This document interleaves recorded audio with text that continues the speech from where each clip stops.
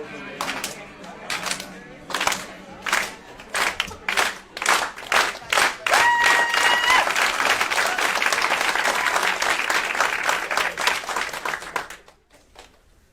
morning and welcome. Good morning. My name is Kischa Peña, and I'm a member leader of the Alamance chapter of Down Home, North Carolina. We are a multiracial organization launched in June 2017 to build power for poor and working families in small towns and rural areas across the state.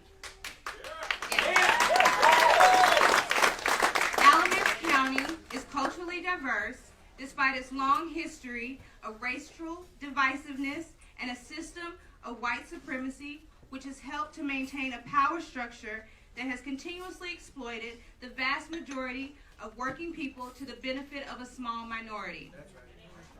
I am also a mom. Raising my 14-year-old black son, yes, I have a 14-year-old, in Alamance County has not gone without its challenges. After he entered middle school, I began to have difficult conversations with him regarding race in America. Simply put, I was afraid for his safety. He isn't a bad kid, but how many of us understand that being good doesn't save one's life from a system that plays on the fears of racist and ignorant people? He is, however, a big guy for his age, and that alone can spark intimidation. After the 2016 election, Charlottesville and the countless media projections of unarmed black males being murdered by those sworn to protect and serve, I had all but given up on white America. In September 2017, I met Down Home. I was skeptical of building a multiracial, poor, and working class power structure in Alamance County of all places, but here I am, 8 months later, more hopeful than ever before that we can win this fight. Yeah. How do we do that? We win this fight by being open to having difficult and transparent conversations, by actively listening to each other's stories, realizing that we have more in common than we do that separates us, and seeing those shared issues as opportunities to build the power that we know all of our families deserve. I leave you with this question to consider as we continue to hear from the organizations represented here today. Are you down? That's right.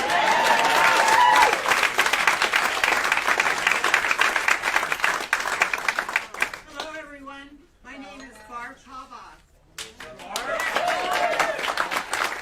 I'm a fourth-generation family farmer and a registered nurse from the state of Iowa.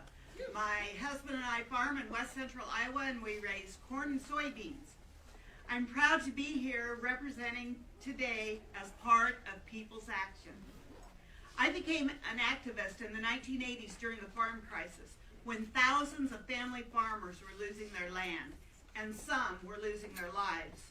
My husband and I joined lots of protests. We were in tractorcades. We sat in courthouses, we disrupted farm auctions, and we protested at banks. Yeah. One day my dad, who was also a farmer, said to me, "But Barb, it's not going to do you any good." And I said, "Well, Dad, you have to try." And so we kept on. In 2002, a man came from 65 miles away to put a factory farm next to my house. He wanted to put 7,200 pigs and 10 million gallons of liquid manure right by my farm. Right. We didn't sit still for that. We joined Iowa CCI. We organized our neighborhood. People came from surrounding communities and a couple of counties, and we fought back. It was a long 8-month battle, but in the end we won. We stopped corporate agriculture from invading our community. Well, I'm still an Iowa CCI member, and we fight for family farms, we fight for clean water, we fight for immigrant rights, and we fight for $15 an hour. Yeah. We understand that injustice to anyone hurts us all. Today, the issues of rural America is still at stake. Our small towns are shrinking as our population ages. Our young people are going to the cities still to work. Our family farmers are leaving the land. Schools and rural hospitals are losing funding. Small businesses are closing and corporations are moving in. So we have a long road to hoe. But we're up for the challenge. We're determined to build a future worth fighting for, one that puts people and planet first. Woo! So what's it going to take? People from different walks of life with a common goal and a common value, standing up for each other. This is a long-haul, long-term, all-in fight. And at People's Action, we're ready to dig in and get her done.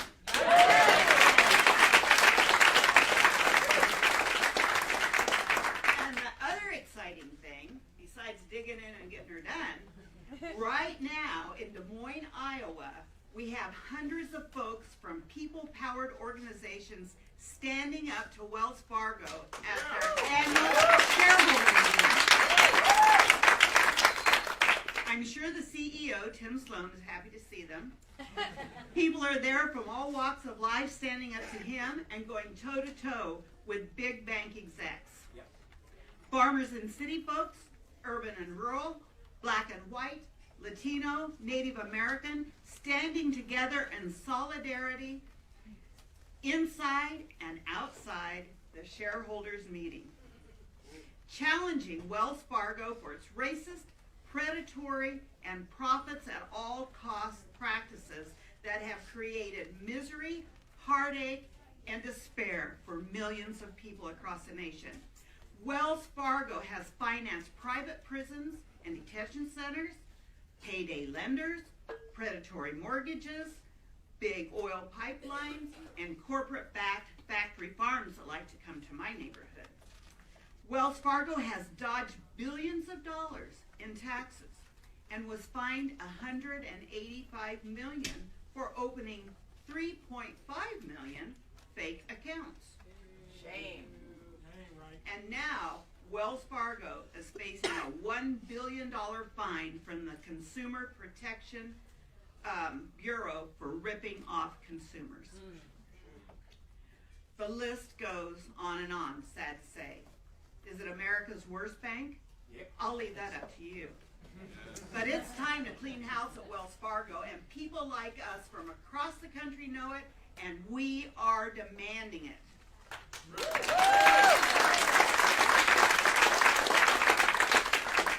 We're coming together to fight for each other, fight for our neighborhoods and our communities, fight for our planet, fight for justice and democracy, fight for an economy and a government that serves the common good and the public interest.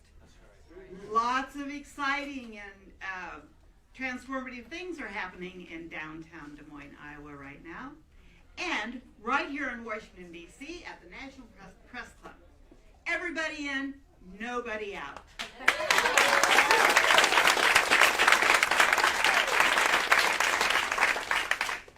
And now, I'd like to introduce George Goehl.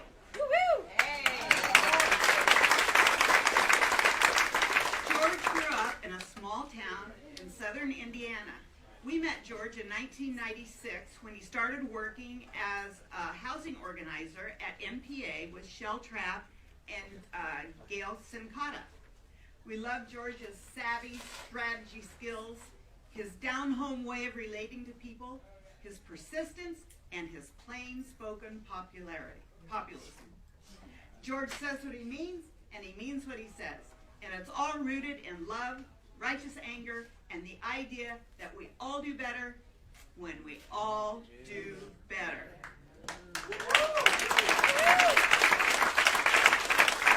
Now, Executive Director at People's Action, a national organization of 1 million people in 32 states, please welcome longtime leader and activist, Mr. George Goehl. Yeah.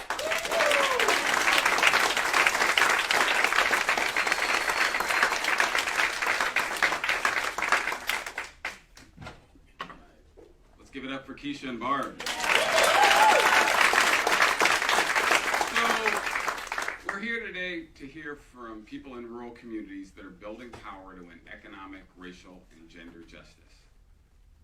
But we come into this meeting with a deep sense that the path to that justice must include race-conscious organizing. We believe there is no route to the world that we want to create with being clear about race and centering race in everything we do moving forward. So I'm going to share with you a story about how one Indiana kid came to that conclusion. Medora is a town of 900 people. We were super isolated. We had to drive 40 miles through winding roads to get to a town of 20,000 people, which we thought was a big city. We lived across the road from the county dump and right next door to Otis and his wife Flossie. They were the lumberjacks for the community. As you can see from the documentary, the last 25 years have not been good for Medora. The Medora Brick Factory, which employed 50 people, shut down in 1992. That ended a nearly 90-year run of supplying bricks proudly throughout the Midwest. The workers there would knock out 54,000 handmade bricks a day. And when you think about 50 jobs, it doesn't sound like a lot, but in a community of 900, it's a big deal. A couple years later, an automotive parts plant in the community shut down, moved operations overseas. 1,000 jobs were lost. Those jobs and the meaning they've provided have been replaced by meth labs and opioid addiction. Move one county over to Scott County, Indiana. Scott County made national news in 2015 when 190 people in the 4,200 person town of Austin contracted HIV in a matter of months. The cause, shooting the opioid Opana and not having a shared needle use program. So the decline in rural communities is not new. For parts of the country, parts of the Deep South, border towns, Appalachia, and Indian country, the perch from which to decline was not far, okay? And now we're talking about the decline in rural majority white communities. And let's be honest, if it wasn't for the results of the 2016 election, we wouldn't be having that conversation. When we were still young, me, my brother, and my family moved to Nashville, Indiana, that is. We lived just off Greasy Creek Road. When not in school, Spencer and I'd run barefoot in Greasy Creek and catch crawdads or hunt beer cans along the side of the road.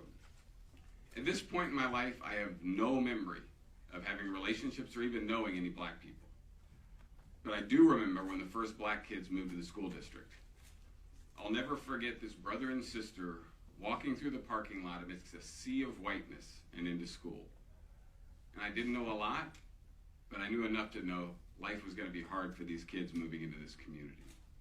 So that night I got home and I asked my dad, what's all this chatter about our new classmates? And his response to what might have been my first question about race was this: son, when I went into the Air Force, I learned a few things. And one was this: there are white guys that are assholes and black guys that are assholes. And then he stopped talking.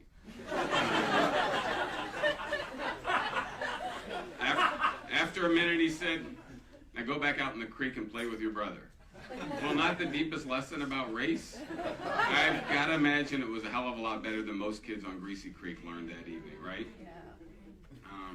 So my childhood experience of rural America was white, but it's a mistake to think of rural America as white. There are 60 million people living in rural communities in the U.S., and the population is only 14% less diverse than the rest of the country. The majority of Native Americans in this country live in rural and small-town communities. As of the 2010 census, African Americans were the second largest racial group in rural America, and the rural and small-town population of the Latinx population grew by 2 million between 2000 and 2010. When I was in my 20s, I left Indiana and moved to Chicago. I was going to be a community organizer in West Humboldt Park, a Latino and black neighborhood on Chicago's west side. After some door knocking, the first thing people wanted to address was a vacant factory in the neighborhood. Once a source of jobs and pride, the factory was now crumbling. One of hundreds of vacant factories on Chicago's west side, and the kids would actually have to climb over the bricks to get to school because they'd moved out into the sidewalk and into the street. And with all the talk of the white working class since the election, we neglect to talk about the impact of bad trade deals and the financial crisis on millions of black and Latino working class people. So while they seem to exist at opposite ends of American life, one rural and white, and one Black and Latino and urban, the median incomes of Medora, Indiana, and Humboldt Park in Chicago are nearly identical. And both are in a pitched battle with drugs. And yet there are glaring differences. The differing treatment that each community has received in response to their respective addiction crises is stark. Black people were shamed and criminalized for the crack epidemic, and yet today, with the public image of an opioid epidemic being white, the response is much more sympathetic. And yet, despite these differences, these two communities represent a through line in American life, a strategic disinvestment in people in place, and a pain that we often fail to connect. But we could and we will. People's Action is a multiracial people's organization. We bring poor and working class people together to win economic and racial and gender justice. We are white, Black, Latino, Native, and Asian, and we are unique in that we are both urban and rural. And we believe that much of how we got to this political moment happens at the intersection of race and the economy. Our economic system, by design, sorts out winners and losers. The most diehard capitalists would brag about this fact. What's changed, though, is for a long time, many white people did well in this economic system. But that is shifting. And in the process, people are trying to make meaning of who and what's responsible. Race is also used to sow resentment and division. And with more white people in decline, the right has been successful at stoking and with Donald Trump legitimizing that resentment. While many poor and working class white people benefit at one level because of racism, certainly in relationship to people of color, we ultimately lose. Because racism keeps the Medoras and Humboldt Parks from uniting to come together and solve big problems.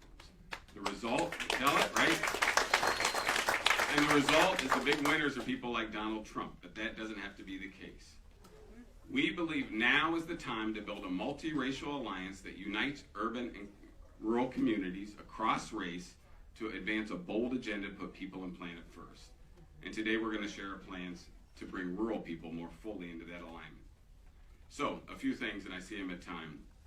First, we cannot expect people to be with us if we are not with them. That is why we will build permanent people's organizations in rural communities, because proximity and presence is what's required. Second, that starts with this summer, we will have 10,000 deep conversations with people in rural and small town communities. We have to listen.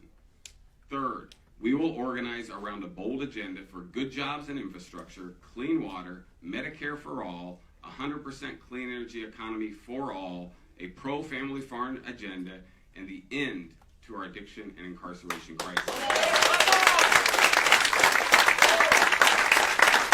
To win, we will contest the narratives told to rural people and the narratives about rural people. Tell it. We will provide an alternative to the racist and divisive worldview and instead point people toward the true causes of their pain.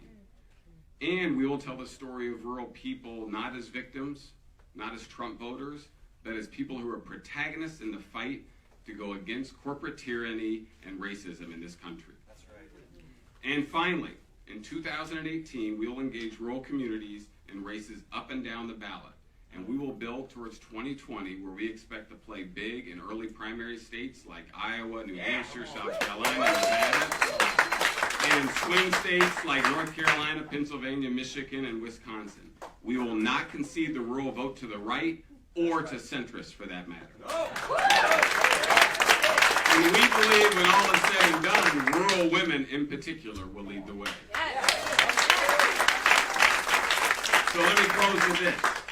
Look, the challenge of unifying a multiracial poor and working class is hard. It's significant. But we know this. We have found the villain, and it is not each other. It's not Muslims who crashed the economy and started the Great Recession. It's not undocumented immigrants stashing billions of dollars in tax havens overseas. And it's certainly not black people peddling opioids in rural white communities. No, it's big banks, tax-dodging CEOs, and big pharma.